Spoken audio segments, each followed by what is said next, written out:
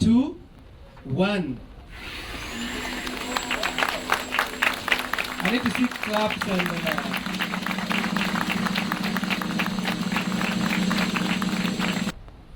so I want to invite the MDT team. Research has shown that when such diseases are caught early, the outcomes are better and obviously the costs are lower as well. Rather than wheeling the patients into cath lab or OR, you treat them in the clinics. So obviously the costs are lower as well.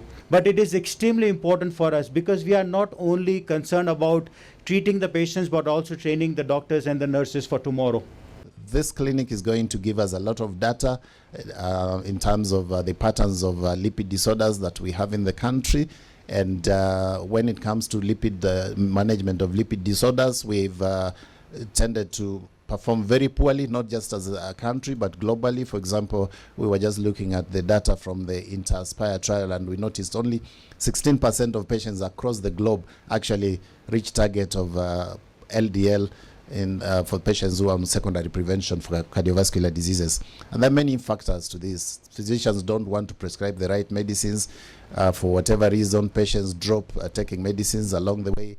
Healthcare institutions do not have the right medicines to give to patients. So we need to tackle all these challenges as we try to improve the outcomes and reduce deaths among our patients at primary prevention and even for those who already have had diseases and we need to prevent them from dying. We are able to offer some of these services routinely in our lab. For example, when we started, we were not able to offer lipoprotein little a, ApoB. But now, after sending, because we are going to do 200 of these, and most of them are actually very high in the patients who we are seeing in the clinic, we are increasing the capacity to do these tests in our patients. We are offering the capacity of what doctors can do. We are able to do genetic testing, and I remember even minor, because the challenge was these tests are very expensive. You can't just be charging people this kind of money. And he was able to say, oh yes, if we diagnose the patient, then the probabs can actually be treated, have a cheaper test because we know which genetic abnormality to look out for.